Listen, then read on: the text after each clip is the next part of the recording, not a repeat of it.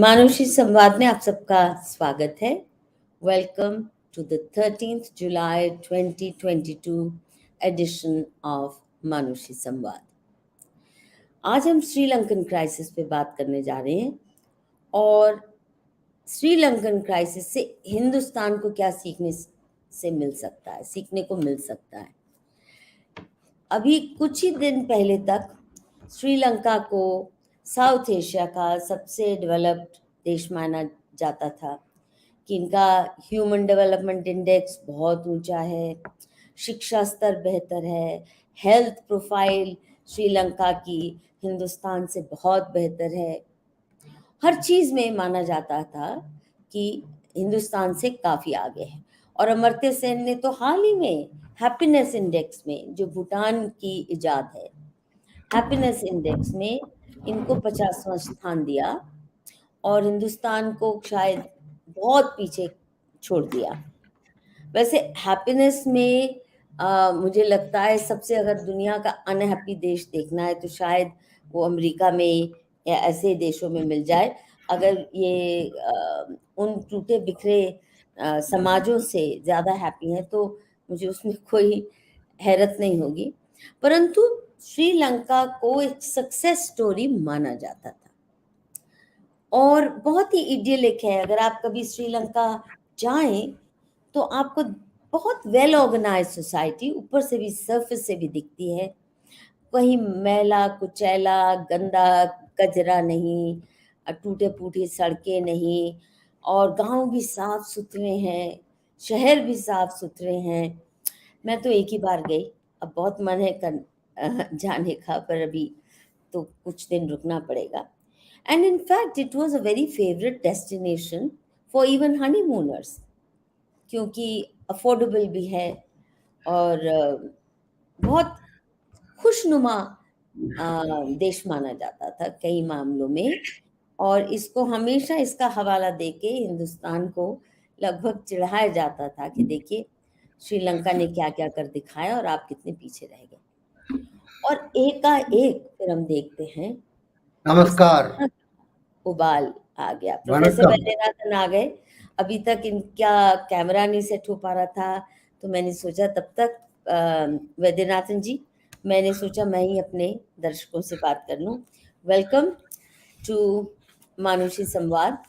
तो आपसे ही पूछेंगे कि एकाएक श्रीलंका को क्या हो गया कि बहुत ही इडिलिक, आइडियल डेवलपमेंट इंडेक्स सब कुछ में भारत से बहुत आगे होते हुए भी एकाएक ये क्या हो गया। And this is not even civil war जैसा श्रीलंका में तमिलियंस के साथ हुआ था, जो एथनिक कॉन्फ्लिक्ट हुआ था, वॉर हुआ था, प्रॉपरली एक मायने में जेनोसाइडल वायलेंस भी हुई थी और दोनों तरफ से डू और डाई का माहौल बन गया था।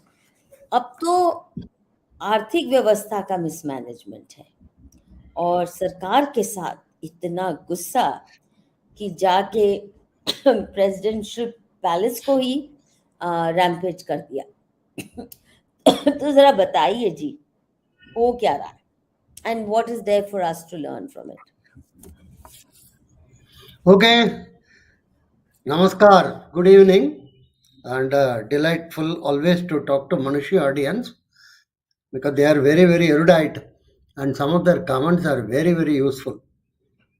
That is the first thing, and I thank, of course, the Madhuji, who is known to me for a reasonably long period of time and who has always been indulgent and tolerating all my rants and other thing. Thank her. And for all those who are up north and may not be knowing, Sri Lanka is a small island nation in the southern tip of India. It's the nearest, and actually the smallest gap is a couple of miles only. It's a very small island nation, population of some 2.1 crore or something, much lesser than many of the states in India. And its GDP is of the order of something like 80 billion, US dollar. Ours is 3 trillion. So there is no comparison or anything. It has got predominantly it is a Buddhist country, Sankala majority, and other groups are Tamils as well as Muslims. So this is a very interesting type of a thing. Now this why Sri Lanka is suddenly in the news? Why it's actually their economic issues have been brewing for quite some time. Last I would say 4 5 years.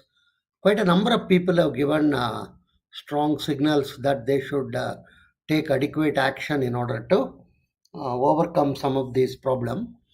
And unfortunately, their problem got compounded due to this COVID.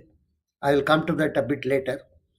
It's not the COVID which hurt the internal economy, but it is more to do with significant decline in tourism, because that's one of the major tourist dependent country whose inflow from tourism is very very important, maybe something like 12 to 15% contribution by tourism.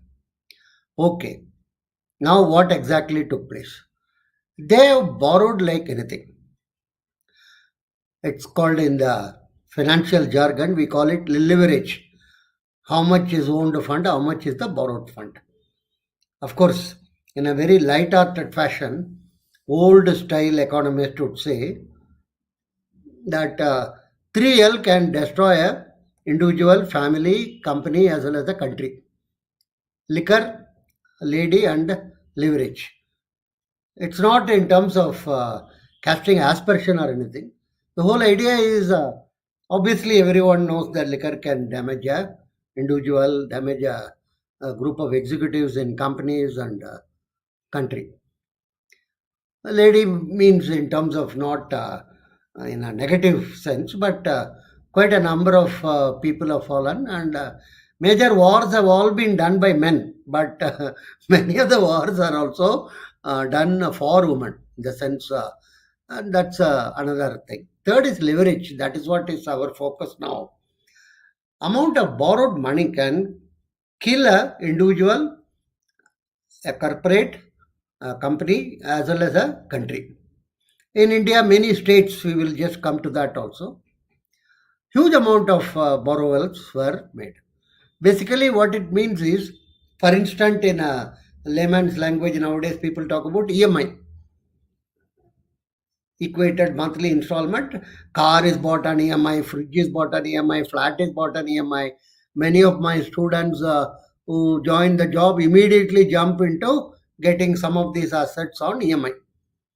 It's an aspiration, and it's basically, what does it mean? When you borrow a huge amount of money, it means you are betting on your future. The future income is tied with this. For instance, my monthly EMI is, let's say, 40,000 rupees on all these items, and my monthly income is also something like 30,000, 50,000 rupees.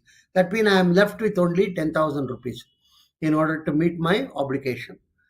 If my monthly income falls, if it is a fluctuating type of an income, not a fixed type of an income, I am a small trader and I am a small businessman or something, some months it can fall. If it fluctuates, I have to draw from my resources, I have to draw from my saving. If I don't have adequate saving, I could get into a very difficult situation of non-payment of all this interest and principal obligation. Very simple. How much you can stretch, you have to decide in terms of your future income, expectation, as well as your position. It's like stretching your leg in a very literal sense. Beyond a point, if you stretch, your pant might be torn, or your thighs could be hurt or something like that. So you should decide, and it doesn't help. I have been to Sri Lanka quite a number of times. Every time I go to, Colombo is this part of the, I travel to Kadirgamam, where Lord Subramania's temple is there. It's one of the famous places, pilgrimage places for people who are believing in the Hindu tradition. The roads are so good. And my friends in the car always used to tease me. You see, all these roads are made by Chinese, and how good it is. And I was also nothing to complain about. And then they will say, compared to India, your roads you have to improve. And I used to smile and I used to ask them, who is going to pay for these roads? China built all these roads, but you have to, and they will say, down the road, 10 years later, let's see, and other thing. So that is the thing. So Chinese have initiated lot of projects, not only in Sri Lanka, in Nepal, in Bangladesh, in Maldives, in many of the African countries, big projects. Some of the projects are power plants, some of them are port, some of them are airports, various type of big projects. It's what they call the Belt and Road Initiative, BRI, and they have allotted some 4.5 trillion or something US dollar. In terms of numbers, recently all the G11 countries combined together, they decided to allot some 100 million. 4.5 trillion is nowhere to be compared with this. China has been on a very large scale expansionist thing. In some of the countries which are not able to repay the project lending, they used to acquire it actually. For instance, there are talks that the Chinese initiative was Hambantota. There is one port which is getting developed by them. It's told that it's some sort of a Chinese territory. Others can't even enter into that. Another thing type of in Sri Lanka. Some of the African countries, China has acquired a huge amount of assets in this way. In Pakistan also, they have invested quite a amount, and now they are planning to invest further in the Pak occupied territories as well as in Balochistan and other thing. Anyhow, so that is one dimension of the problem. Chinese debt is there. Of course, Chinese debt is not the entire debt. They have got debt from IMF, they have got debt from World Bank, and sometime the international organization convert their debt into gratis, or sometimes they reschedule. You can pay it later. And China has not been very much helpful in that context. Last couple of months, when the crisis is increasing, China has been rather keeping a studied silence. Not only that, Sri Lanka also has decided. I do not know whatever made them to take a decision. Some people say it is due to their inability to get foreign goods, or they decided to go for natural fertilizer. Chemical ones were suddenly given up. This was, this type of decision, it would be more advantageous to do in a phased manner. In the sense, you try it out in some parts, some crops. If it works out, fine. If it doesn't work out, then analyze the reasons. But overnight they banned chemical fertilizer and went in for natural. That has significantly affected their output. One. Second is, as I told you, the tourism is one of their major attraction. Unfortunately, they have not been able to have an adequate number of tourists during the last 2 years due to this COVID scare and other thing. I think all of you know about decline in international travel and decline in. So many of the tourist destinations were deserted, including in Europe and other places. And Sri Lanka got severely hurt due to that also. And other portion of their major income is remittances from outside. Many of the Sri Lankan people are mostly laborers in Middle East and other countries. That has also not expanded. The last 2-3 years, there is not much of a expansion in terms of activity in Middle East. Actually, their output, oil output and other things are coming down, and they are cutting down on the employment. So all this put together created a crisis situation. And like India, Sri Lanka also has got a couple of families controlling politics. In India, we call it F20. Exactly 20 families have a huge hold on Indian politics, including Congress. If you take BJP, if you take Communist, or some other smaller parties like your AADMK or your AAP even, All other parties are controlled by families. The father, the son or daughter, and these are the ones who control it. And most of these family controlled parties use rabble rousers. They use caste, or they use language, or they use religion, or whatever it is, to increase their voting share and other thing. See, you have Sheikh Abdullah, and you have the uh, Nafti family, then you have Chautala family, then you have the Akali Dal family again, then Mulayam Singh Yadav and children, and this Bihar Lalu Yadav and children. Then you have, the famous Shiv Sena, Sharad Pawar and his daughter.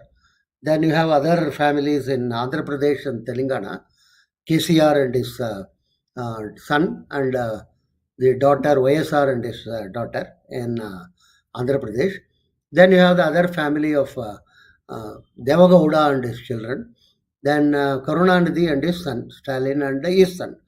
So almost, I have counted it. It comes to F20. I call them F20, who control the thing. They have even Mamata recently has come out with her nephew to be in the family posture, and Mayavati also seems to have her own nephew.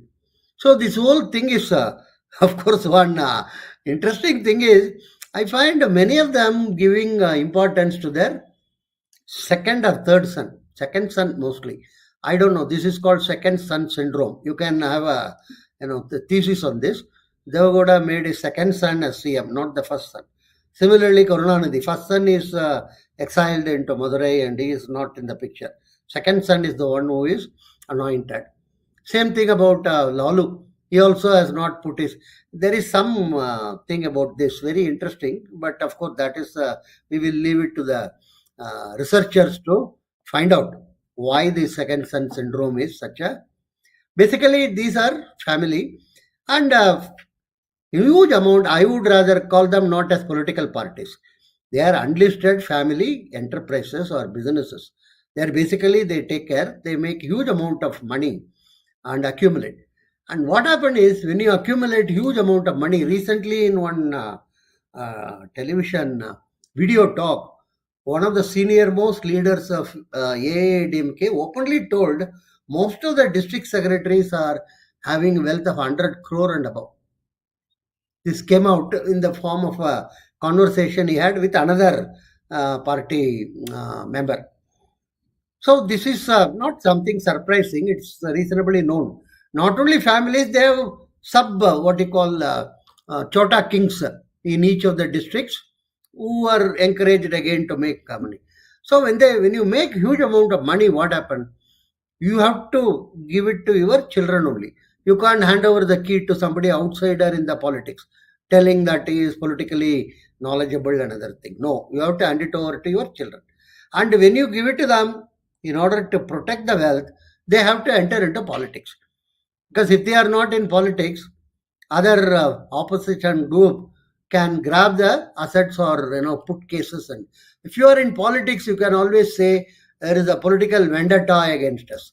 If any case is initiated, immediately you shout, this is purely political thing. So you protect your wealth. So this is a vicious type of a thing, family politics. Same thing was happening in Sri Lanka. Our Rajapaksa group, they have four. All the brothers are in some way or other. President, Prime Minister, Finance Minister, Home Minister, they were all occupying and periodically changing the ship. Something like nearly 15 to 20 years they are in control of the situation. And obviously they have accumulated. There was one report which suggested he might be having as high as 100 crore. Of course, you might be wondering what is it, but kindly consider the size of the country, size of the GDP, and amount of money. That is what is you can't expect except of course we had unbelievable. He was chief minister for a few days, and he was actually an independent person without any part. He seems to have purchased what you call mines in Liberia. Unbelievable. I'm sure some agents or some international consulting firm would have helped him.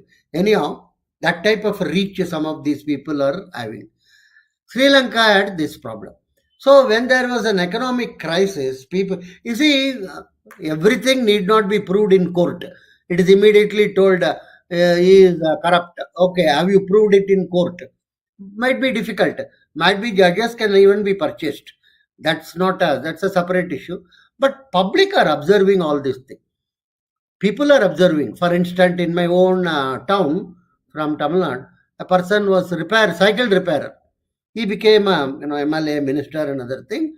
A huge mansion he constructed in his own hometown. Everybody was observing. Obviously, people know that it's a ill-gotten. So what I am telling is the perception of people is much more critical than going through all the grind of your ED, CBI, and court and bail, and all that is fine. Nothing wrong about it. But the public feel that you have got huge amount of ill-gotten wealth. This is what has happened there, actually. So in the midst of this financial crisis, fuel was one of the major item which got accentuated. People are waiting in the line for 1 day, 2 day, 1.5 day even. For all type of two-wheeler, auto rickshaws and buses and other. And inflation also was very high because they are dependent significantly on import for most of the consumable item. And that was becoming difficult because of lack of foreign assets. At a point of time, roughly 110% of the GDP was their debt. It would be very difficult in comparison. For instance, a country like India, we may be having something like 65-70%. Such a large country. But individual states in India are facing severe problem. Some, states like Punjab, states like Jharkhand, Rajasthan, some of these states are Kerala, some of these states are facing a huge problem because of their borrowings, significant amount of borrowing. And some states in the past, if I remember correctly, Jyoti Babu time, Bengal demanded that we should have our own Reserve Bank, we should have our own method to print money. Fortunately, nobody took it seriously. That was kept on the. Even today, the state borrowing is regulated by the center. But many states are facing huge problem. What is the first problem is some states as high as 70 to 80% of the revenue goes for paying salary, wages, and interest. So there is no money left to do any other activity. And these freebies are phenomenal in some states. You take free. For instance, Tamil Nadu recently introduced all women can travel free in buses. I do not know the logic behind it. Women as a category. Any woman, you are Delhi also. You can be, the wife of Ambani, or you can be one of those housemates. Both of you can sit next to each other and travel free. So these freebies are also. And finally, what is happening now? Tamil Nadu is deciding 25% of its transport fleet will be privatized. That is the final type of an outcome. So it's when your revenues are not adequate, giving freebie is one method by which you become popular, of course, but it is not sustainable. Many of these popular schemes are not easily sustainable, and after some time they come into, sort of, the meal scheme and this scheme, and it's not monitored properly, and it goes into anyhow. So this is same thing in Sri Lanka was also facing the same type of a issue. It's not something significantly different than many of the states. Kindly do not compare Sri Lanka with India. That's not a very appropriate comparison at all, given the size. Sri Lanka with some of the states can be compared. Like, what are the things which can be compared is family rule, family control, and family rule. Like our Gotabaya family is similar to all the families I mentioned, the 20 families in the country.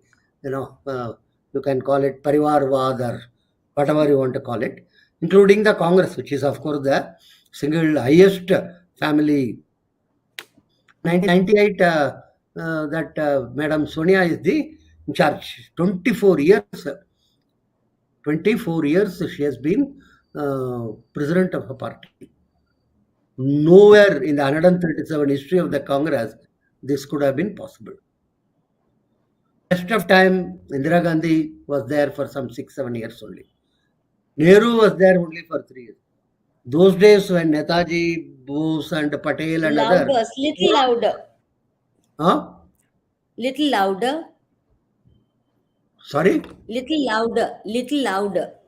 Okay. So this family control is one major issue. Second issue is arising out of that huge amount of corruption, accumulation of ill-gotten wealth might not have been proved in any court of law, but which is being visibly seen. In a small country, like in a small location, if you are in a particular location in a town or something, less that your neighbor was a pauper has become a huge millionaire overnight by becoming a minister. So this is something second. Third is the populist policies to get votes. See, you can get vote using caste, using religion, using regional feelings can be instigated. Like one Maharashtra minister, Shiv Sena, I remember, quite some time before he told, we will march into Belagaum and capture it. As if it's a foreign territory or something. There is a dispute between Karnataka and Maharashtra in a small place called Belagaum. I have been to that place several times. The local people are not bothered whether we belong to Maharashtra or whether we belong to Karnataka. They speak both the languages and they get along well. If you go to these border areas, you will find people speak all the languages. They are not having any antagonism towards each other, because they say, well, how does it matter whether there are, and olden days at least some sales tax differences were there. Now that is also gone due to GST. So what does it matter whether we are that side or this side? Same thing only. Anyhow, so either regional or caste or religion or any type of thing, you rabble rousers, you instigate people, to fight the other state, other thing. It can be water also. We will not give. Now recently this Haryana and Punjab on where it should be the capital, that hundreds of that can, we won't release water to Punjab, Rajasthan we will not give. So this goes on. Now family controlled parties do rabble rousing, but beyond a point they find it would also be advantageous to announce these freebies before election. Now the freebies are not given from their pocket. It is a government money only. They put sticker on it. That's all. The free bus is given by the Delhi government, but Kejriwal will put one poster or something everywhere in order to derive the benefit. So this is the third dimension of the problem. And when all this combined together, inability of you to meet the obligation, it burst into this type of a crisis. This is not anything to do with the local, between the Tamil and Muslim, and all of them have combined together. All of them are in deep trouble because of the economic crisis.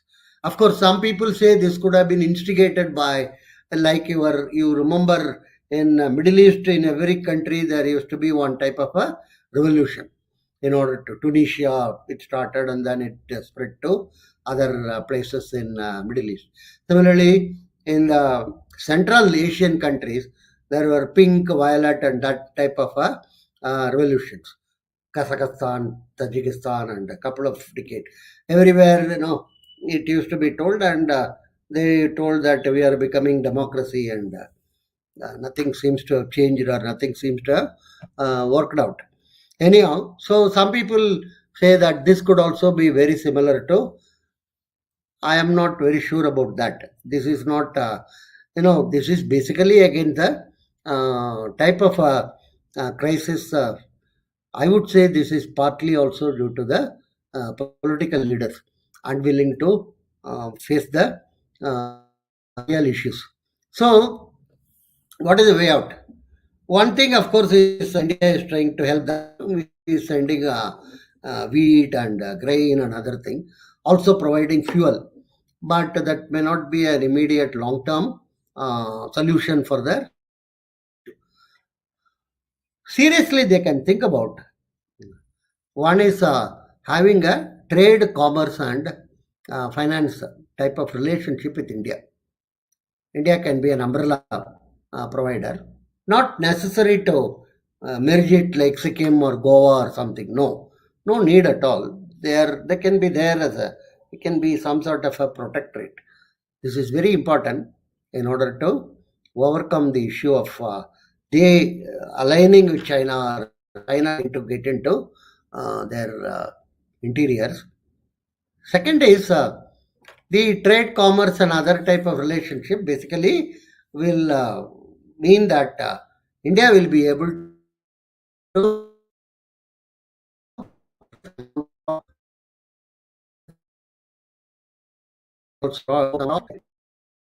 call civility in economics in terms of performance, in terms of their like center is trying its level best to bring You're too some amount soft. of. I can't hear you. I can't hear you. I can't hear you. Oh, okay. In India, center is trying to bring some amount of orderliness in terms of individual states not going berserk. For instance, states like Rajasthan and Chhattisgarh, without realizing the implication or with realizing the implication, wants to go back to the old pension scheme. The old pension scheme was discarded because it was felt totally unviable and uneconomic for any of the state governments to do on the old pension basis. But these two states, maybe because they are ruled by Congress, they want to spite the center. But in spite of it, there is some amount of deliberation and discussion done. Similarly, if trade, commerce, and finance are connected with Sri Lanka, India can try to bring some amount of orderliness. But for that, Sri Lanka should be enthusiastic and interested. They can issue visa and they are an independent country only. On that, there is no, it's only a sort of a protectorate type of an arrangement. That could be one possibility to overcome not just the current situation. Otherwise, if this continues, this is not helpful for Sri Lanka also, because the pictures are all showing that they have invaded into the presidential palace. For things reasonably calm Voice, only. There is huh? People are standing in the queue voice in order garbled. to. You have to do something. Voice is Oh, garbled. Can't hear.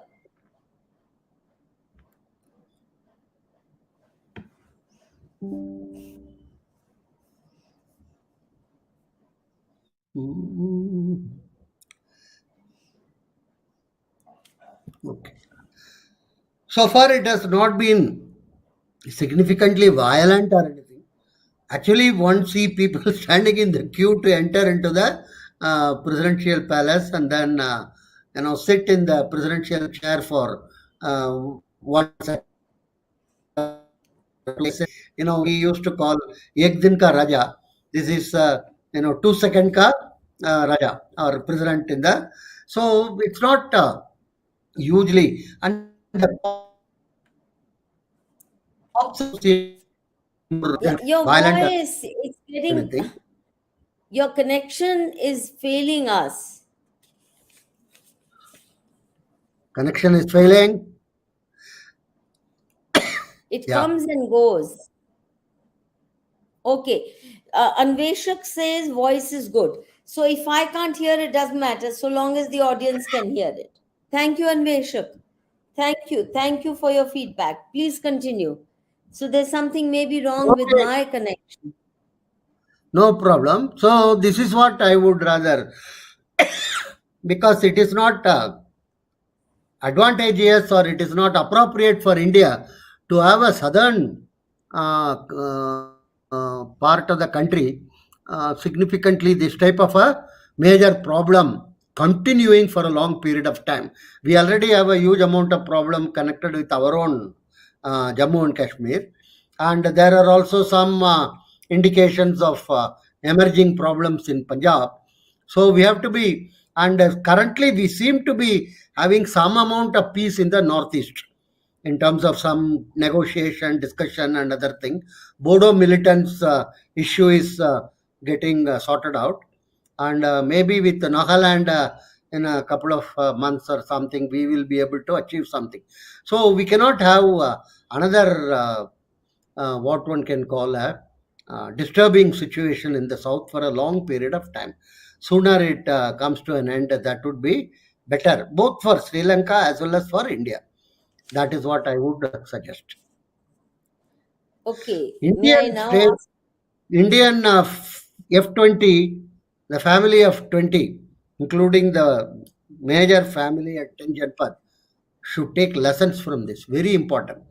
They should realize not just the court and other. You can always shout. For instance, no DMK has never been punished by any court, any of the leaders like Karnataka or something. But the public perception is that they have made huge amount of money. So it's, according to me, public perception is much more critical in terms of you having probity in public life or not, rather than only a technical type of a court decision or something. So the F-20 should be on alert in India. It should be very cautious. It should realize that when a Gotabaya family, you won't believe the type of influence they wielded in Sri Lanka is unbelievable. Such a, almost all the things they were having between the brothers, nephews, nieces, and other. And finally, he couldn't even remain in Sri Lanka. He has to rush. He flew away, actually. To Maldives, and it is suggested he will go to Singapore, or if he finally settles down in Hong Kong, then the hypothesis regarding China would become true. But anyhow, we have to wait and see what type of it's a big banyan tree which has really fallen. Unbelievable. A president of a country fleeing a country middle of the night to another location, and he was denied a passport by visa, sorry, by India, USA, Dubai, so many countries.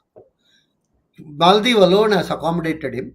That is also the earlier president of Maldives, which is known for its pro Islamic bent of mind and other. Anyhow, let's wait and see. So this is the important lesson for state based, regional based, unlisted private enterprises, also known as regional political parties. They should realize. Let us wait and see how uh, the equation change after the presidential poll is over. Okay, my questions now. You say that F-20 or the regional political party is dominated by families or being family enterprises. They should draw a lesson. See, they have no interest in drawing a lesson because they have only one agenda. So if they can't be a family run enterprise, they lose interest in politics. The point that I'm trying to make is the lesson is for the people of India. Please stay away from vote out family enterprises in politics. Don't go for them. Don't go for their populist or their jingoistic rhetoric. They're not going to do it. Do you think Sonia Gandhi cares? No. Do you think Rahul Gandhi cares? No, because he has nothing to offer but his family halo that they think exists to glorify them. So they're not going to take notice. Uh, PDP doesn't exist, NC doesn't exist if it gives up being a family enterprise. Now, coming to the other question, it is indeed a puzzle for me as to why not just Sri Lanka, but Nepal, Pakistan, all and even many African countries are embracing China. And in the case of South Asia, it's particularly puzzling because India is by and large very benign as an aid giver, as a helping hand in all manners of crisis. Whereas China comes to grab your neck.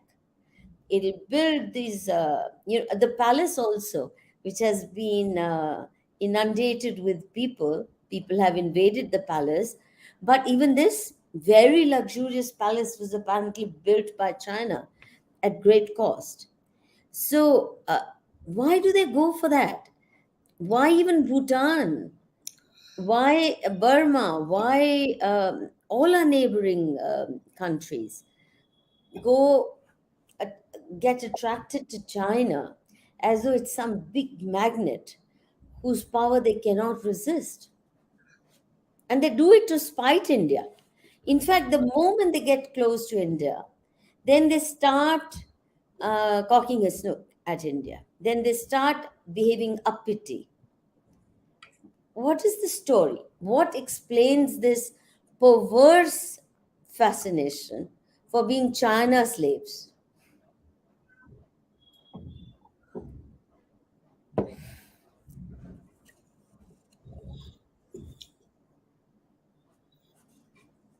Did you get my question? Yeah, you are asking about the role of China. No, why are they attracted to China? We know what China does.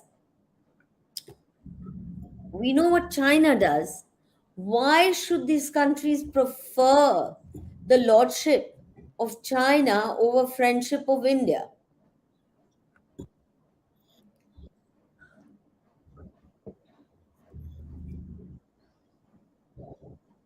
You mean why these countries are fascinated about China? Over India, especially since India is so benign in comparison to the deadly stranglehold of China.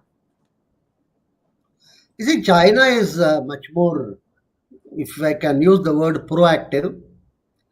It's like one of those banks or credit giving companies which ring you up on 3 times a day in order to provide you 20 you take it yours and making you inducing you. It's one of the Hmm. what one can call a fascinating credit provider. Whereas India, the file goes through several layers and then it gets stuck some. That's all. One. But they've seen the impact, how they come for the throat. Second is reasonable. Huh?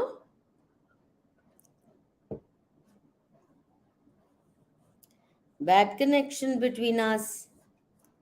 Let me bring you some super chats then. Here, Anveshak. Ashish, he can't hear me, so, This is for you. A Gyani for nationalistic cause like you are rare to find. I don't know why so called nationalistic.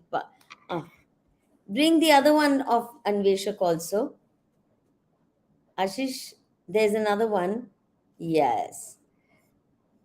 Now, this is for you.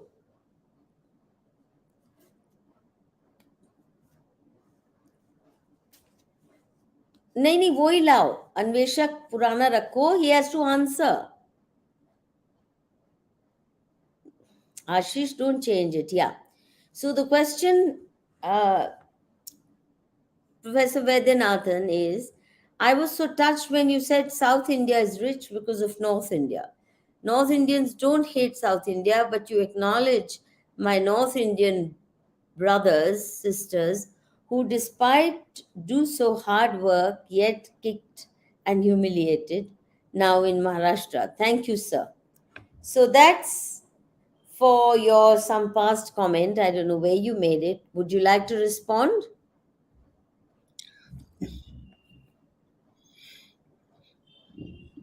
Would you like to respond? Me, Huh? To this? regarding this issue, this Anvishak, right? Sir, I Yes. was so touched.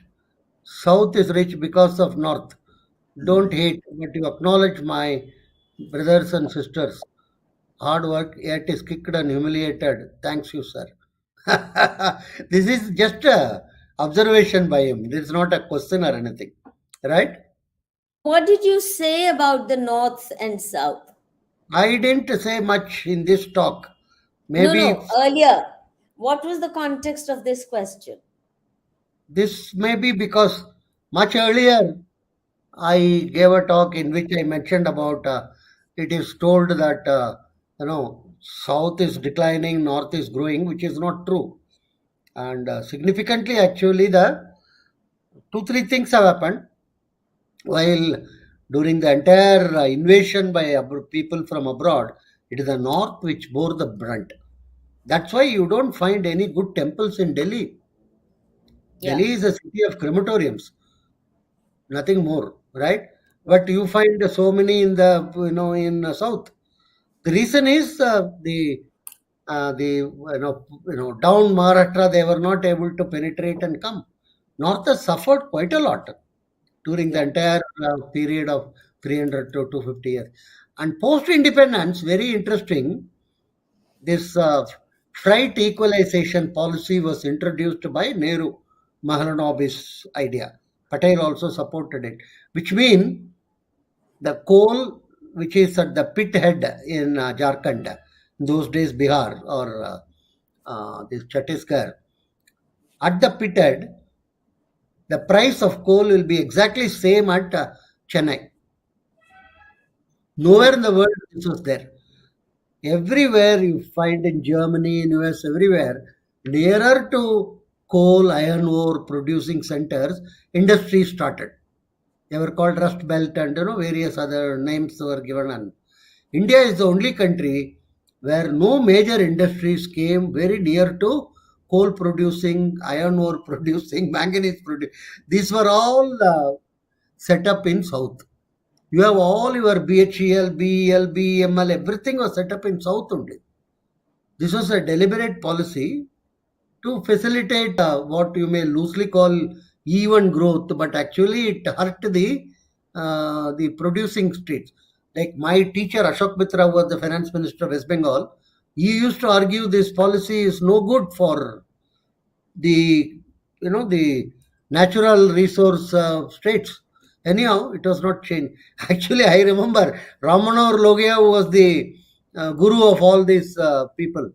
Your what you call Mulayam Singh, and once he was asked, South is getting all the benefits. Then you know what he told? Arey, oh, hamara bhai, our brothers, and if South grows, India grows. This response you will not get from any other political leader today in Tamil Nadu or Maharashtra or anywhere. Everyone will think that if others grow, we don't grow. This is the attitude. But this was done. So there is a huge amount of what one can call benefits given to the South deliberately in order to encourage and other thing, which South also used it very appropriately in order to create administrative structure and technically trained people and other things. But now the thing is reversing. Reversing mean what? Now huge amount of focus is also on UP because of infrastructure development, airports, roads, and so the what I would rather call the sleeping giant is waking up slowly. And UP alone is equivalent to so many European states, actually. yeah. If I Okay, district, uh, right? Okay. yeah. My next question is, you talked about the role of subsidies and freebies. Now, in India, our states are going bankrupt, and each one, especially Modi ji, I think, seems to have outperformed all previous governments, central governments, in matter of freebies. Now, why do you think he thinks that the government of Labharthis, beneficiaries, they're not thinking of a country of citizens, but the whole politics is based on appealing to winning over beneficiaries. You and I don't matter because we don't need a free gas cylinder. We're taxpayers, not tax guzzlers. Why do you think the best and the worst of them fall for this? And if for India too, is it not become a dead weight? The culture of subsidies and freebies. Freebie is the worst form of activity. Freebie will kill us actually. What freebie means? What basically families are getting nationalized. The traditional role of family is undertaken by the government. I remember one television channel in Tamil Nadu was talking to a girl, some fourth standard or fifth standard, maybe that girl, and that man was asking her, "Who is giving you this bag and food?" And she told the chief minister's name that time, Jayalalitha, not her father or mother. This is what is happening. Families are getting nationalized, business is getting privatized. This model won't work. Yeah. See, for Old age home, example, same thing. sorry. Old age in Western countries today, if you are above 70, 75, you are pushed into old age home. So the Yeah. role of family is getting less and less. Unwed mothers are maximum in Western countries. 51% of the US children are born out of wedlock. And of course, you know that the pro choice and pro life debate is raging there. And you should know today I was reading a very interesting thing. Last 1 year in Tamil Nadu alone, 1.1 lakh abortions have been undertaken. Only in one state. Why would it Maybe surprise me? maybe we can have this abortion tourism. Bring people from US who want to, why not? Or somebody suggested you can have terrorism tourism. So this is But another thing. it's likely to be that the 1.1 lakh abortions you're talking about are almost all Hindu, not likely Yeah, to yeah. be Muslim. That is a demographic issue. That is separate. That is also No, there. no, it is linked. It is Yeah. linked. Yes. The breakdown of the family among Hindus is linked to all these matters, which is not even two children. One is too Yeah, yeah. many, or we don't want. Now, the other thing, this burden of subsidies that we're talking about. I wanted to give you an example. A young man who works as a driver in my neighborhood from Uttaranchal comes from what in the village setting would be considered a well-off family, lot of land, everything. But all the three sons have moved out, and he tells me that in their entire village, all young adults, or not just young adults, but people, the moment men achieve adulthood, they're out. So the village only has old people. They've abandoned agriculture, though this is very productive soil. And if nothing else, they could grow herbs, medicinal plants, and make big money, even if they didn't want to go for rice cultivation. The old people are getting free ration, they are getting pension. Both mother and father get free pension, free medical care, free this, free that, so the children don't even have to think about supporting their old parents. You're right. माई बाप सरकार अभी माँ बाप को संभालेगी, फिर वो बच्चों को भी यही करेंगे. State subs in one sense, yes. But education, I think free education, provided it's quality education, I would support that. Provided it's high quality, not the kind of third rate, fifth rate education our sarkari schools give. But the point is, family responsibility gone. Parents are not my responsibility. The government will take care of them. I don't have to do anything. Land is lying fallow. And that is really where in Uttaranchal, the peacefuls, Muslims are stepping in and buying land because they offer good prices. If your land is lying fallow, then why keep it? And this driver I was talking about has recently sold his entire share of the land to build a 50 गज का 40 गज का plot size का घर in Delhi. Now, look at the quality of life. There's a fresh river flowing right there. It's clean air, beautiful, productive land.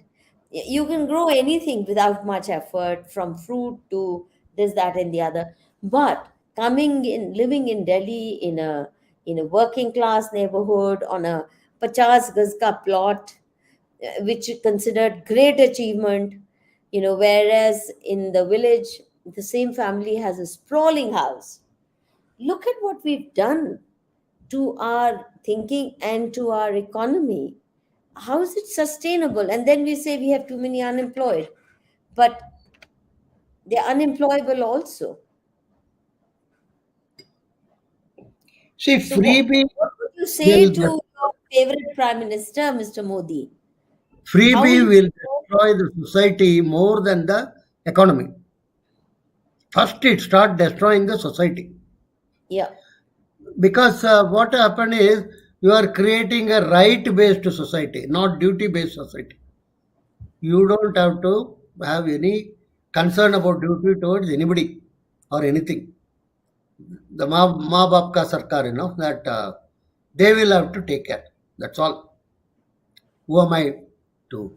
So the fundamental principle in the olden days used to be you earn your living to feed yourself for the dinner. That has gone. Now, Siddharth Shekhar is saying it's like riding a tiger. They give you power, but you can't get off. But the fact of the matter is, in this case, it's also competitive freebies. If Modi ji is giving, let's say, 500 rupees a month for or 1000 rupees pension, I mean, Aam Aadmi Sarkar did one better and said, you don't even have to be old. Every woman will get 1500 rupees pocket money. Does that make sense? Every woman, no matter what status, she'll get free bus ride, she'll get free this, free that, and free pension or pocket money, they call it, to every woman. What sense? What sense does it make? But how do you stop this? This cannot be sustained. That's what I am telling you. We can't wait till India breaks down like Sri Lanka has broken down. Yeah, we are a very, what one can call a long But waiting some society institution for should step things in to and fall down. say, this you can't do to win elections. These are electoral gimmicks. Why are people not, the Supreme Court keeps intervening. Why would it not intervene in this sense? Say, you can't do this. This is taxpayer money. Modi ji के घर का नहीं है, अरविंद केजरीवाल के पिताजी का पैसा थोड़े है जो वो फ्री में दे रहा है सब कुछ.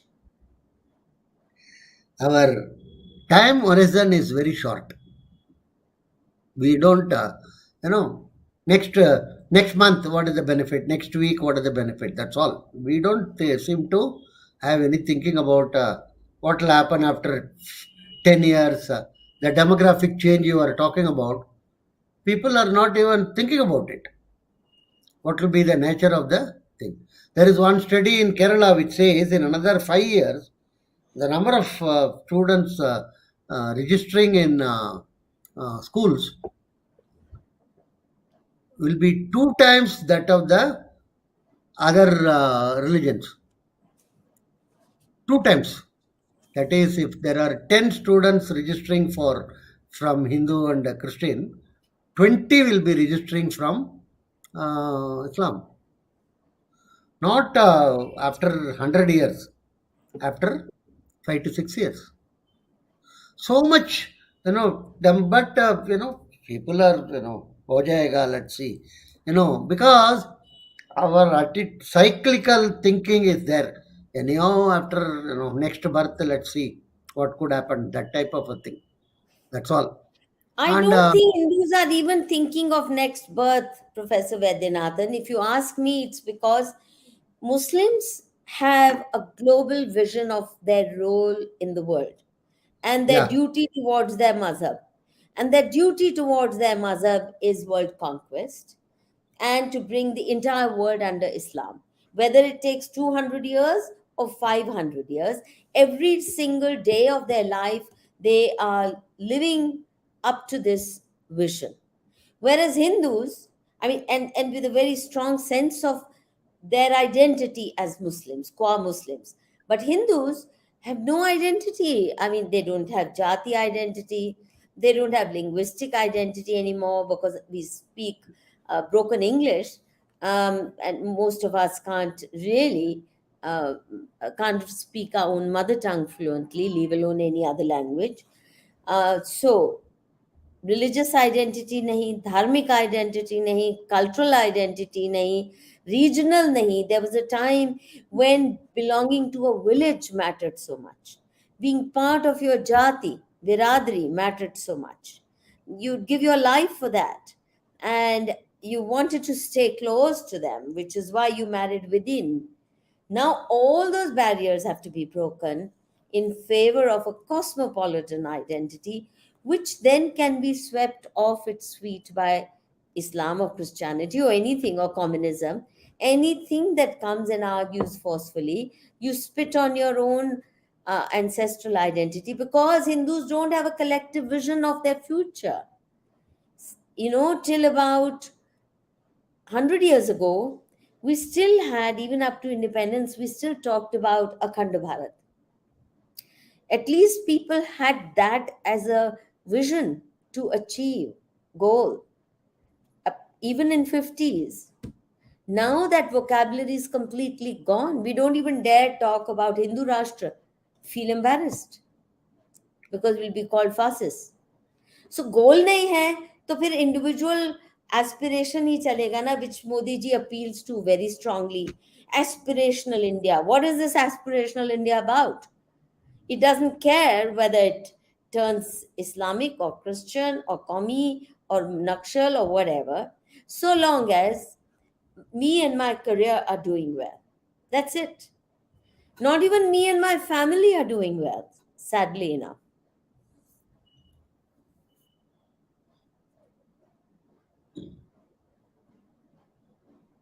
You didn't get that.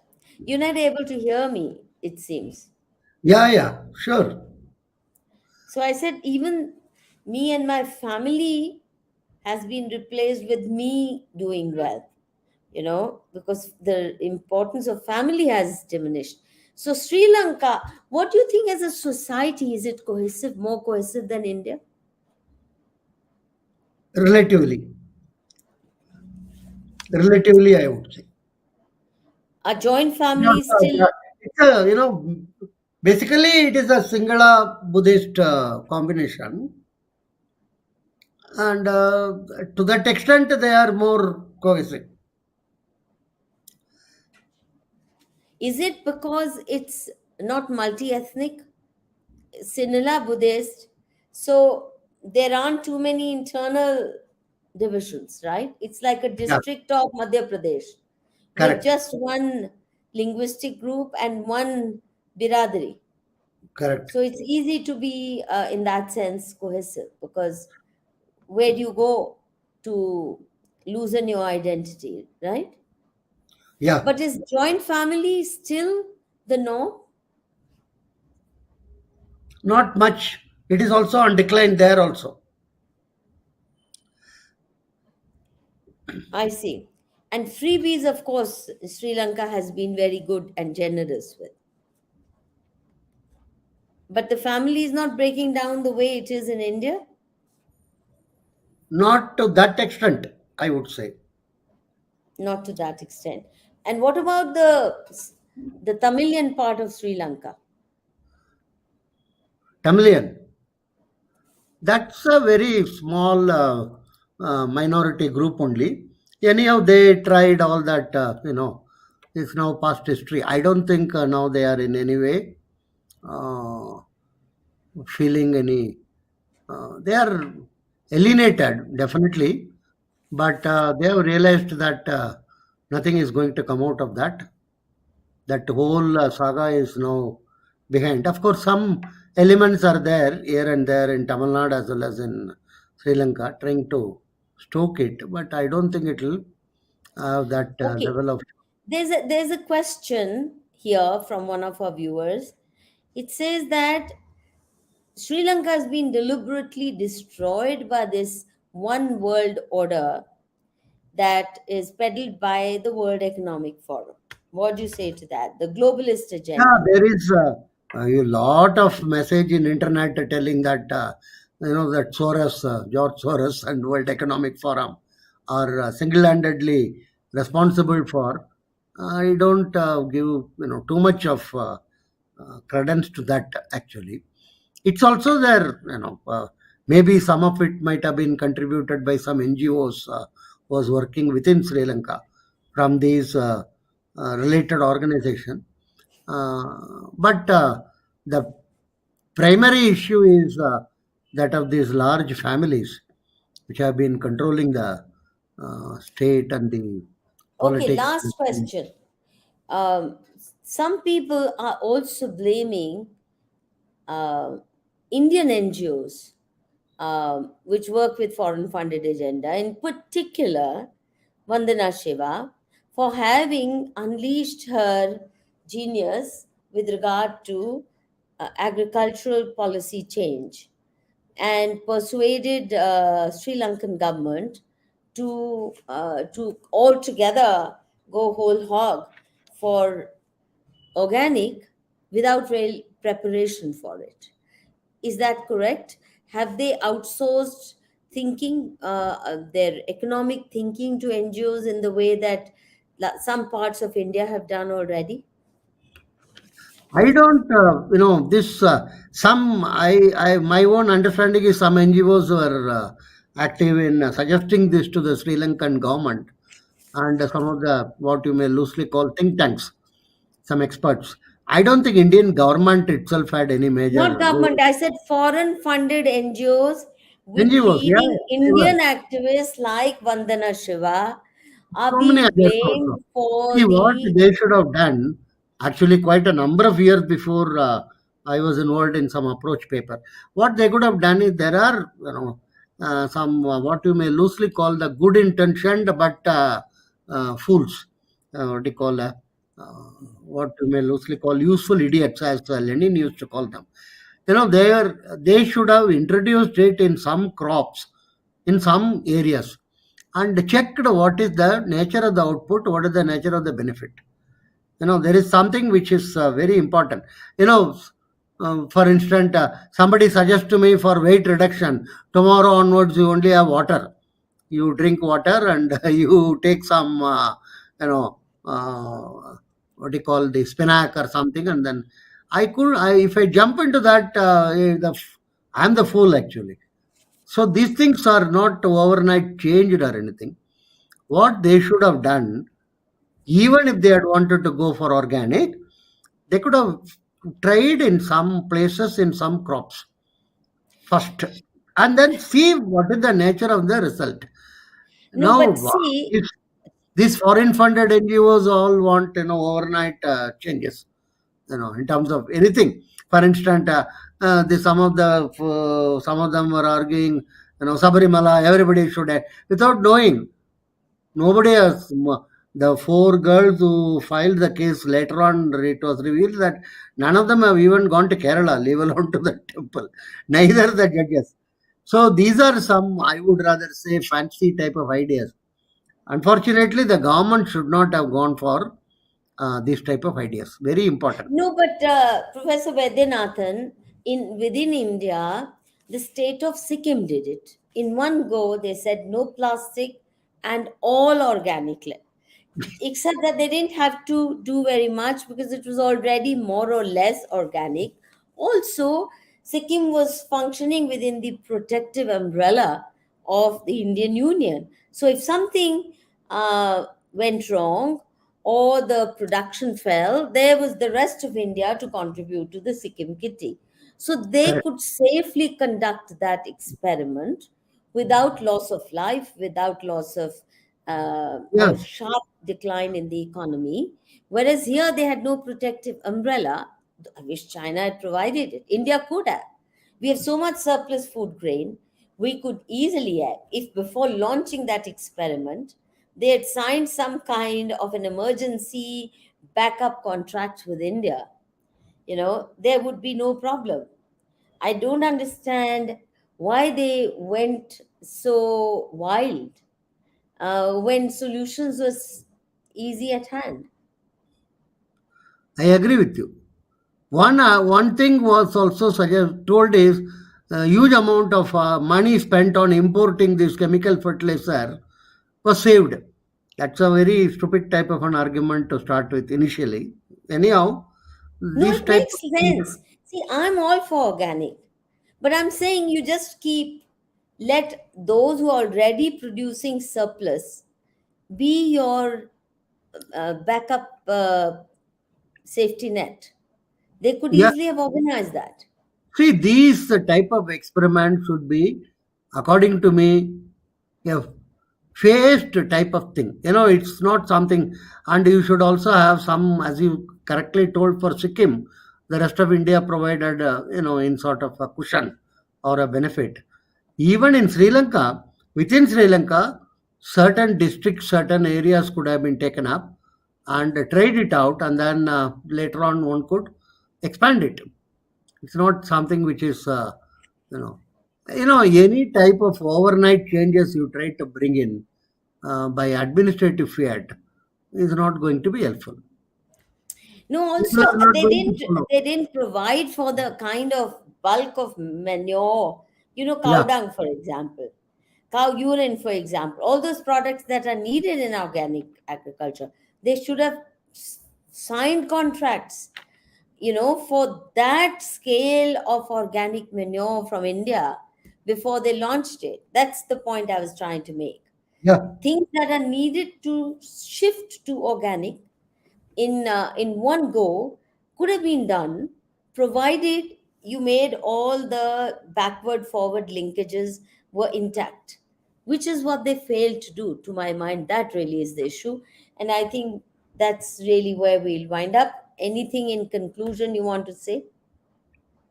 yeah.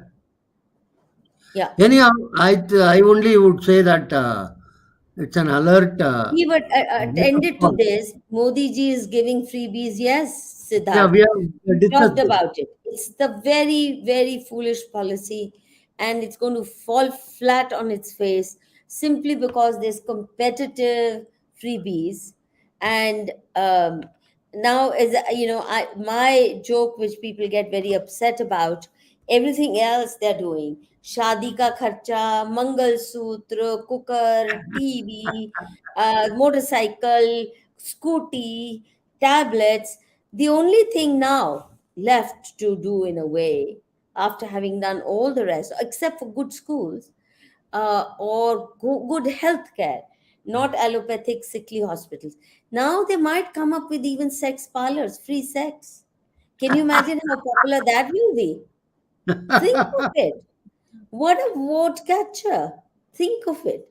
I mean, they're that mad because we are taking care of everything: unemployment allowance, old age, pocket money for women, now free gigolo service and free sex parlors. God knows what else they'll come up with because they've exhausted all the other kind. So, anyway, you may please wind up and we then bid good night to our viewers.